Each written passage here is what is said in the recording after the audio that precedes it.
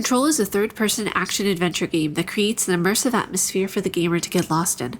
When it comes to the story, it goes back and forth between immersive and lackluster.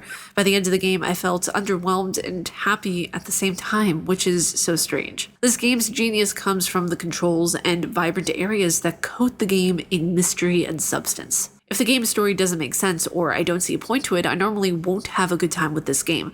But since there were glimpses of hope in every new mission, I thought, okay, this is it. We're going to find out something major. And when it got to each part of the destination, I just felt strung along and played to an extent. Control's stunning atmosphere and brilliant control work makes up for a game that heavily relies on notes and a story that does nothing for the player in the end. What's going on, you guys? It's your Huggable Hipster here, and welcome to my review of Control. I have so many mixed feelings about this game that it almost seems convoluted and slightly irrational. Why is my camera not zoomed up in my face? There we go. I have so many mixed thoughts about this game. I have so many mixed thoughts because it's like I really enjoyed the game, but also I didn't at the same time. There were so many different things that I will get into with this review that just made me absolutely love the game. Like the audio design that just, it just melted in my ears with some of the music that was being played. And then there was a story that it just, there was no climax. There was nothing that, it just kept teasing me. And I'm just like, why are you doing this to me? A game story can be immersive yet lackluster. I was discussing this with people on Twitter actually just yesterday, of where the characters, the voice acting, and how the characters like pull the player in viably and create just this undeniable feeling. The way this can be carried out can be rich and multidimensional, but at certain points it just knocked me out entirely of the story.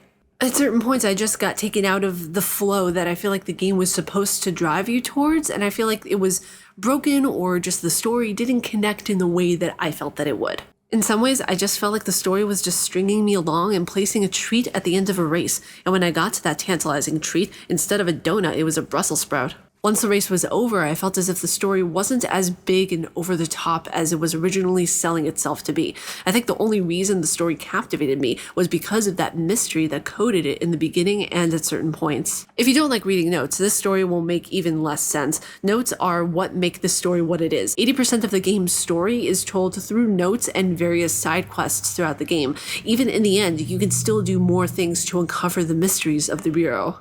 Some of the most intense parts of the game have to do with the incorporation of psychological aspects of control, and you only get that experience and perspective if you read the notes in connection with the gameplay. At a certain point, the player has to decide if the Bureau is the bad guy or the hiss. Let's talk about the control work in this game. Speaking of control, it's some of the best I've ever gotten to experience, and that's coming from somebody who said the best I ever experienced was Assassin's Creed Valhalla. And this isn't next gen, keep in mind. This game is for the Xbox One. It's so good. The way the controls were done are absolutely so and truly immersive. The satisfying burst of color when you see enemies explode, it's absolutely incredible. It's truly something to behold because at certain points of the game, they create an immersive world because of the control work, not because of the story. That's something very, very specific that I want to make a clear distinction about. The control work, I feel like in a lot of parts of this game, again, is not because of the story, it's because of the controls themselves.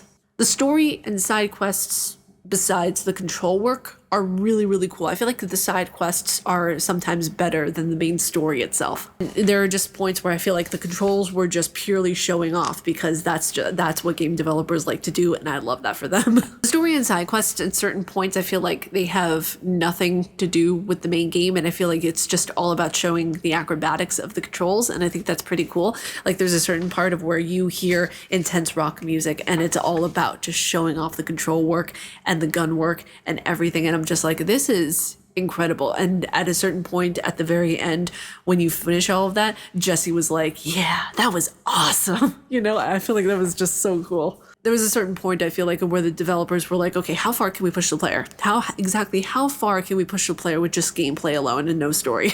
Now, when it comes to the game's upgrading system and photo mode, it's simple and to the point. The photo mode isn't the best I've ever seen, but it gets the job done. The upgrading system, much like photo mode, is simple and to the point and also gets the job done.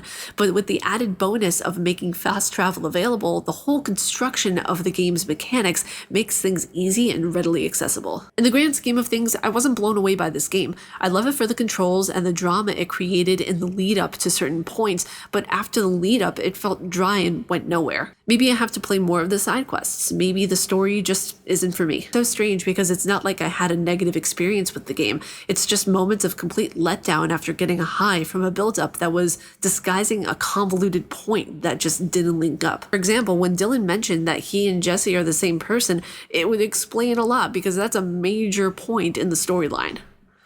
But also, I highly doubt that Jesse and Dylan are the same individual. The game's audio is also something I had a love-hate relationship with because there are points of pure auditory magic, and then points of where the audio for certain clips and cutscenes would just cut out altogether and I couldn't hear anything. This game teaches us that the only one who has control over you is you, no one else.